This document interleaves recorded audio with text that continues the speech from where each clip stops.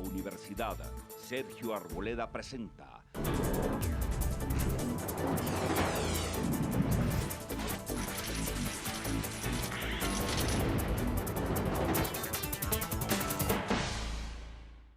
Bienvenidos. La plata de la salud, la plata de la educación, la plata de la vivienda, la plata de las vías. Todas las grandes platas de Colombia están comprometidas de alguna manera cuando los ingresos de la nación tienen una caída. 1 de cada 5 pesos de los ingresos corrientes de la nación han venido en los últimos años del sector petrolero. La suerte del sector petrolero nos debe interesar a todos los colombianos y hoy hay una coyuntura particularmente difícil, particularmente compleja por muchas circunstancias. De eso vamos a hablar en nuestro programa de hoy con el presidente de la Asociación Colombiana de Petróleos, con el exministro Francisco José Lloreda. Doctor Lloreda, bienvenido. Juan, es un gusto estar aquí en el programa. Muchas gracias por la invitación.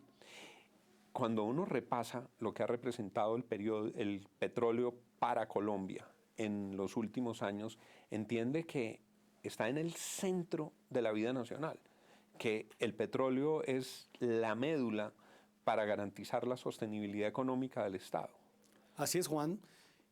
No solo por razones de carácter fiscal, por los aportes que hace la industria en materia de impuestos, que como usted lo estaba señalando, es más del 20% de todos los ingresos fiscales del país, con los cuales pues, se financia buena parte del presupuesto de inversión de Colombia, sino también porque es una industria que ha contribuido al desarrollo de las regiones, al crecimiento económico y algo que es muy importante, que es la autosuficiencia energética de Colombia. Entonces es fundamental, es central, aunque infortunadamente yo creo que a los colombianos nos ha faltado ser conscientes de la importancia del petróleo y del gas en la vida de Colombia, y yo creo que ahí hay un reto de todos modos que todos tenemos por delante. Le oía decir el otro día a un economista muy prestigioso que nuestros años de, comillas, vacas gordas fueron años de vacas gordas porque había vacas gordas en el sector del petróleo, porque tenía muy buen desempeño, que estos años que nos vienen, que serán difíciles, de cinturón apretado, de dificultades fiscales, son así porque hay unas dificultades en el sector petrolero. Así es, no solo en el caso de Colombia, yo creo que en el mundo entero el que existiese en un momento dado un incremento en la demanda de hidrocarburos, pues contribuyó a que esta industria creciera, contribuyó a que existiera mayor actividad exploratoria, mayor producción, y eso en un momento dado pues acompañaba unos precios internacionales altos. En este momento, pues infortunadamente estamos en un ciclo de la industria donde los precios han caído, son precios relativamente bajos, especialmente para Colombia, y por eso pues debemos entender que vienen unos años exigentes de apretarse el cinturón, pero también años muy importantes, Juan, para tomar medidas que nos permitan impulsar la industria y que ésta siga siendo tan importante como lo ha sido para Colombia. Doctor Lloreda, para que nuestros televidentes tengan una dimensión, el barril de petróleo alcanzó a rondar los $100 y el barril de petróleo está ahora en un rango que puede ser entre $50 y $60. Así es, tuvimos... Eso es la mitad, perdió la mitad de su precio. Con el petróleo a $120 el barril, y en este momento estamos en $59, $60 el barril, que comparado con otros ciclos de la industria no son unos precios extraordinariamente bajos. Pero muchos años el petróleo estuvo alrededor de 60, 50, pero se trepó en un pico. Claro. ¿Qué es lo que ocurre? Que de todos modos, pese a los avances de carácter tecnológico, cada día es más costoso, no solo los procesos de exploración, sino de producción de hidrocarburos, por un lado. Y por otro lado, en el caso de Colombia, pues Colombia tiene sus propias complejidades y por eso pues Colombia requiere unos precios más altos para que la industria de nuevo pueda ser impulsada. Lo he escuchado con mucha atención, doctor Lloreda, estos días, refiriéndose a ese hecho salvaje de las FARC, absolutamente inexplicable.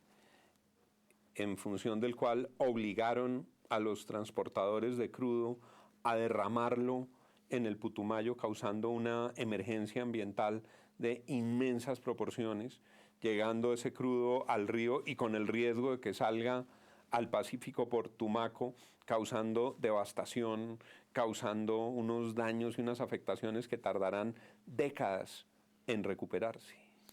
Juan, así es. Infortunadamente, las FARC y el ELN, debemos señalarlo, son los grandes depredadores y enemigos del medio ambiente de Colombia.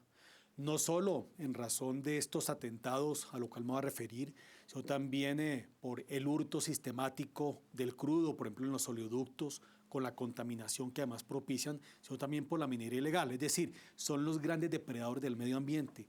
Lo que ocurrió hace unos días en Putumayo, en el corredor Puerto Vega-Teteyé, es solo una pequeña muestra de ese nivel de insensatez y de barbaridad.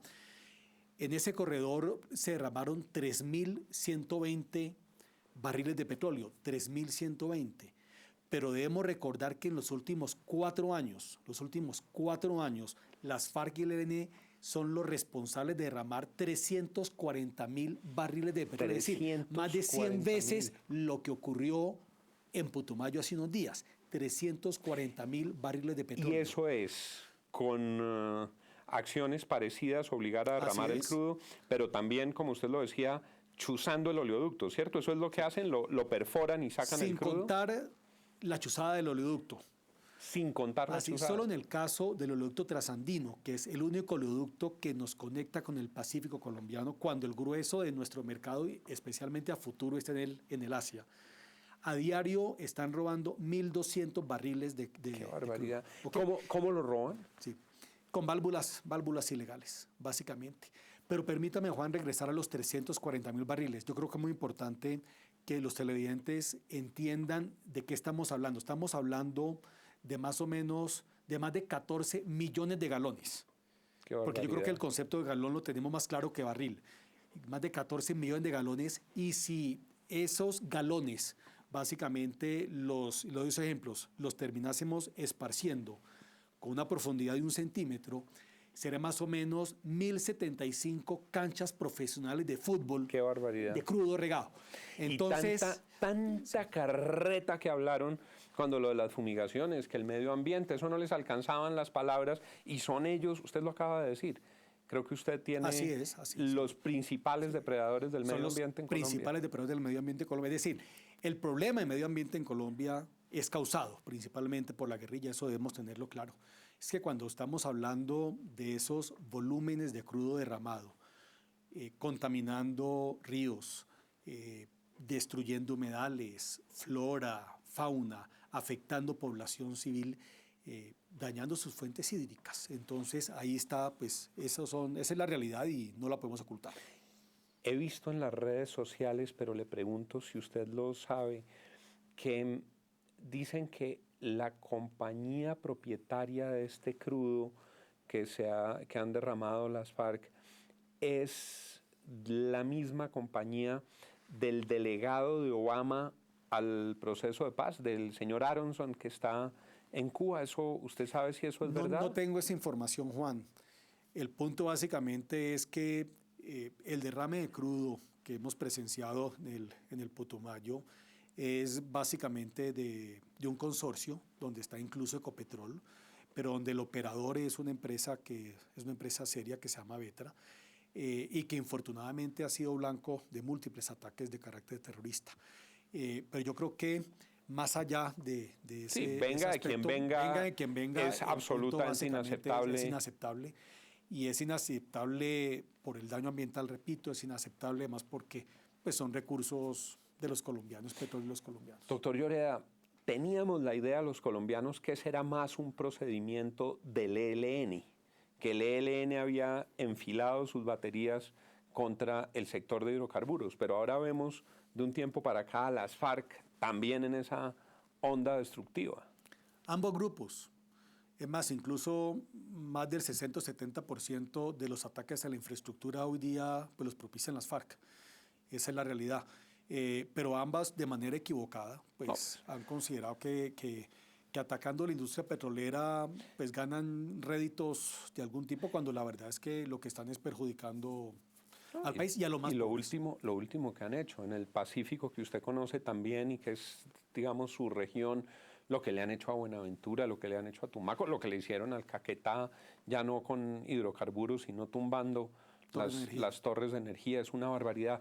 Usted ha hecho unas consideraciones sobre la protección y la seguridad que debe existir, sobre todo en corredores estratégicos como el de TTY, para que estas cosas no sucedan. Y usted ha sido muy claro, dice, no nos podemos confundir, el primer culpable son las FARC, pero ojo, aquí hay unos temas amplios de seguridad. Juan, dos cosas. Lo primero, y como lo estaba señalando, debemos tener todos absoluta claridad que el responsable, es más, el único responsable de estos hechos, de estas atrocidades, es la guerrilla, es las FARC y en lo que le corresponde al ELN. Es así. No obstante, yo creo que es imperativo que todos nos preguntemos si debemos mejorar, reforzar, revisar los esquemas y las estrategias de materia de seguridad. No solo en lo que le corresponde a las fuerzas militares y a la policía, también a las empresas que están en las regiones. Claro. Porque era de esperar que buena parte de los ataques terroristas, al reactivarse las hostilidades por parte de las FARC, iban a ir dirigidas a la industria de hidrocarburos. Entonces yo sí creo que estos hechos nos deben pues, llevar necesariamente a preguntarnos en qué hemos acertado, en qué nos hemos equivocado y ver cómo logramos mejorar entre todos las condiciones de seguridad para evitar que esta situación se siga presentando. El presente y el futuro del petróleo, el corazón de la financiación de los presupuestos colombianos. Ya regresamos con el doctor Francisco José Lloreda.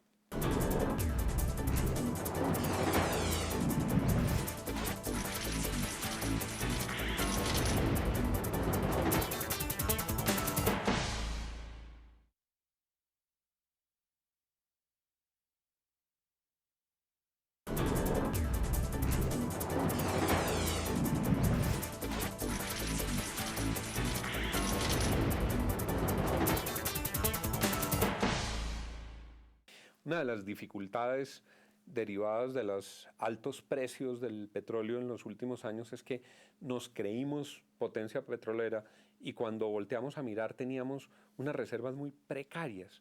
Tal vez son 6 años en petróleo, doctor Lloreda. Así es, las reservas probadas en el petróleo son 6 años y las reservas probadas de gas son de 3 años. Muy poquito. ¿Y qué está pasando con la actividad exploratoria? La actividad exploratoria está prácticamente paralizada, especialmente en tierra. Por esta época, hace un año, estábamos adelantando en actividad sísmica, que es como la ecografía que se le toma a la tierra para poder decidir dónde se perfora. Llevábamos más de 10.000 kilómetros equivalentes de sísmica y este año no superamos los 800, 900 kilómetros. Ni es decir, siquiera el una 10%. Caída, no, ni siquiera, una caída del 92% en la sísmica. Y en cuanto a pozos exploratorios, pues teníamos alrededor de 52, 60 pozos exploratorios y no estamos en más de 9 pozos exploratorios este año, una caída del 82, 83%. Eso tiene la mayor gravedad, o sea, Colombia puede quedarse sin petróleo. El punto es el siguiente, en esta industria, como en otras, pero especialmente en esta industria, si uno no siembra, no cosecha. Y por eso, y la siembra es la actividad exploratoria. Si no exploramos, no tenemos posibilidad de tener hallazgos, no tenemos posibilidad de incorporar reservas de barriles a las reservas, no tenemos de dónde producir. ¿Y por qué está pasando eso, doctor Lloreda? Por distintas circunstancias. ¿Qué explica esa caída tan drástica? Por distintas circunstancias, Juan. Lo primero es que pues, digamos, la caída en los precios internacionales pues, han afectado a la industria de una manera muy seria, lo uno. Lo segundo es porque pues, Colombia ha perdido el charme, ha perdido algo de competitividad. El charme es como el encanto, digamos, para los inversionistas. Sí, porque hay otros jugadores en la región, jugadores que además son importantes, son atractivos, tienen México una perspectiva importante, unas condiciones fiscales interesantes. Y un gobierno dedicado a buscar a los petroleros para que se vayan para México. Así es. Entonces, es una serie de circunstancias que lo explican. Y de ahí, pues, la importancia de tomar medidas extraordinarias para impulsar la industria. ¿Qué medidas extraordinarias se podrían tomar? De distinto tipo. Debemos decir, hay 4 aspectos que son los que consideramos están afectando la competitividad de la industria en Colombia. El primero, pues, es el régimen fiscal. Por eso, pues, hay una serie de medidas más de carácter contractual que ya se han tomado. Hemos trabajado de la mano del ministro de Minas, Tomás González. El tema fiscal son impuestos. Son tema fiscal y contractual. En lo contractual ya se han tomado distintas medidas con el Ministerio de Minas, con la NH, para flexibilizar contratos, dar más plazos, revisar temas de garantías. Y en este momento en lo que hemos estado concentrados es en incentivos de carácter tributario. Partimos de una premisa fundamental, es si no logramos introducir unos incentivos a la exploración, a la producción, entonces no vamos a lograr reanimar la exploración y se nos va a caer la producción necesariamente. ¿Qué tipo de estímulo es ese, doctor Lloreda? Por ejemplo, una deducción del impuesto de renta. Así es, pero lo que hemos establecido es, lo que hemos propuesto es lo siguiente, Juan, es un instrumento permanente atado a los precios internacionales. Y si los precios internacionales caen... Si el precio sube, el estímulo baja. Exactamente. Si el precio cae, el estímulo sube. Así es buscar unos mecanismos contracíclicos que permitan que Colombia siempre sea competitiva. ¿En esto que hablaron del PIPE venía algo para el sector petrolero? Ahí el ministro González anunció unas decisiones, unas medidas que son importantes, principalmente de carácter contractual, que ha tomado la NH. Pero estamos básicamente pendientes de ver cómo logramos impulsar de carácter fiscal. Oiga, pero ese es un tema. Y entre paréntesis, y ya vamos a los otros tres, entre paréntesis, qué despelote el que se les armó en la ANH, qué vergüenza eso de las pólizas perdidas y que uno como ciudadano eso dice cómo es posible una agencia nueva que debía ser técnica que tenga esas complicaciones. Juan, les soy franco, yo tengo una impresión de la ANH. Yo creo que la ANH y lo que nos ha correspondido trabajar, hay gente seria, hay gente buena. Les soy muy franco en esto. Yo tengo muy buen concepto de Mauricio Lamore, el actual presidente de la ANH. He escuchado buenos comentarios sobre seria. Él incluso pues, es quien está ayudando a destapar estas situaciones que son muy lamentables, muy infortunadas, pero yo tiendo a creer que son unos casos, digamos, más puntuales. Ojalá sea así, ojalá sea así, Juan. Entonces, volvamos. Usted decía, son 4 temas que requiere la actividad exploratoria para recuperarse. 1, contractual y fiscal. 2. El segundo tiene que ver con en materia de licencias, consultas previas, permisos. Con el ministro de Ambiente estamos haciendo un buen trabajo. El año pasado se logró una mayor celeridad en unas licencias que estaban básicamente, digamos, atascadas. Bueno, ha recibido mucho palo el ministro de Ambiente. Ha recibido mucho palo, pero porque dicen que es amigo de las licencias express, que ha dejado... Pero yo creo que ahí ha habido, te estoy muy franco, yo creo que ahí ha habido una crítica injusta porque licencia express no existe en Colombia. Los tiempos de las licencias no se modificaron. Tampoco se modificó el rigor, se modificaron algunos procedimientos.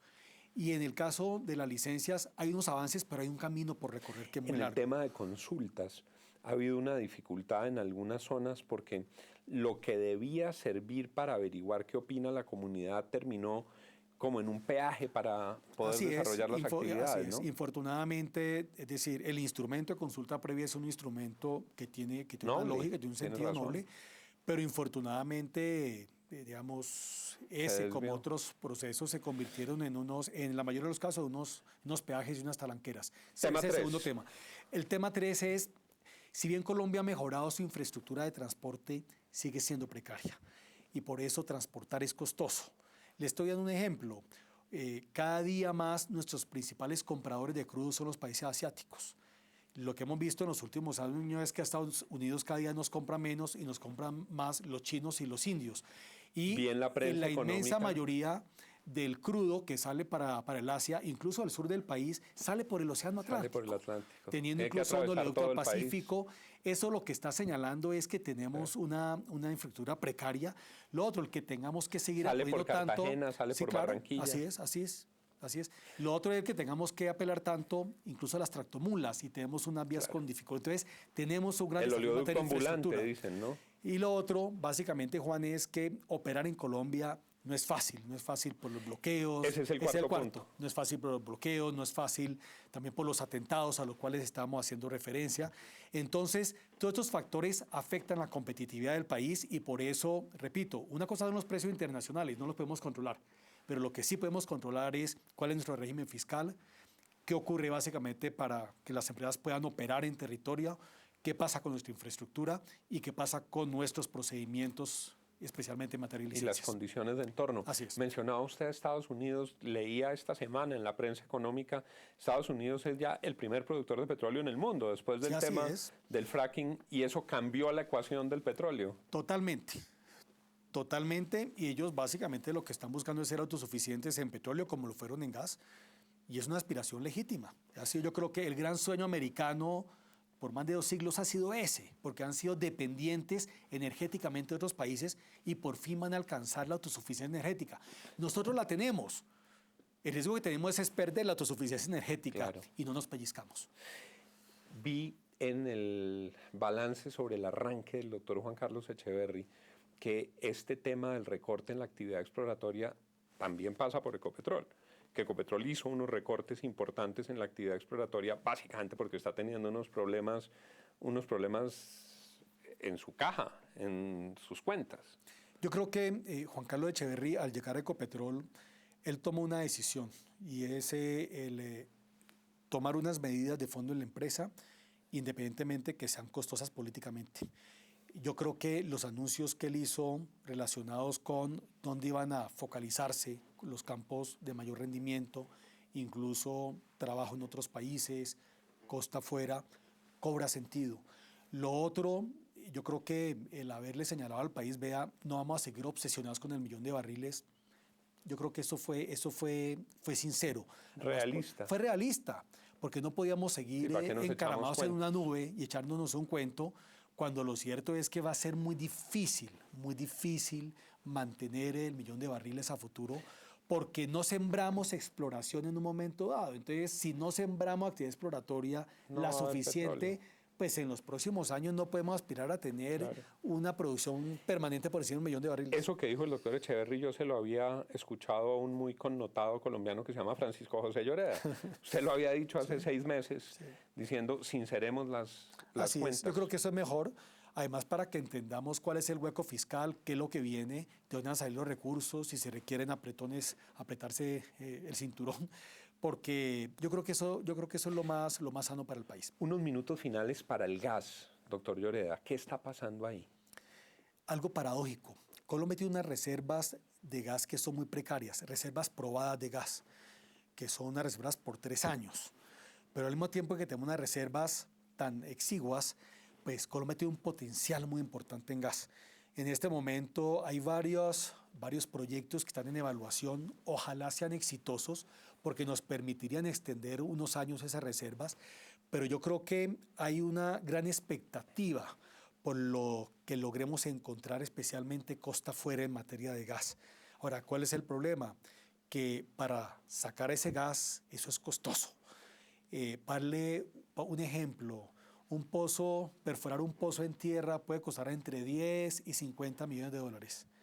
Perforar un pozo costa afuera y en aguas profundas puede ser más de 200 millones de dólares. Entonces eso requiere unas condiciones muy especiales, estabilidad jurídica, unas reglas fiscales especiales. Entonces es una paradoja. Tenemos reservas probadas muy precarias y debemos tenerlo claro porque podríamos estar importando gas, digamos, en un futuro no muy lejano. Y lo segundo, pues básicamente hay un potencial, pero una cosa es que esté que encontremos el hidrocarburo y otra cosa es poderlo sacar. El valiente exministro Francisco José Lloreda, poniéndole el pecho a esta difícil situación del mundo petrolero. Doctor Lloreda, por el bien de Colombia, que tenga muchos éxitos al frente de su tarea y muchas gracias por habernos acompañado en nuestro programa de hoy para que pudiéramos entender de mejor manera lo que nos corre pierna arriba con la situación petrolera. Muchas gracias, doctor Lloreda. Muchas gracias, Juan, y a todos los televidentes por esta oportunidad. A todos los televidentes, muchas gracias por habernos acompañado en nuestro programa de hoy. La Universidad Sergio Arboleda presentó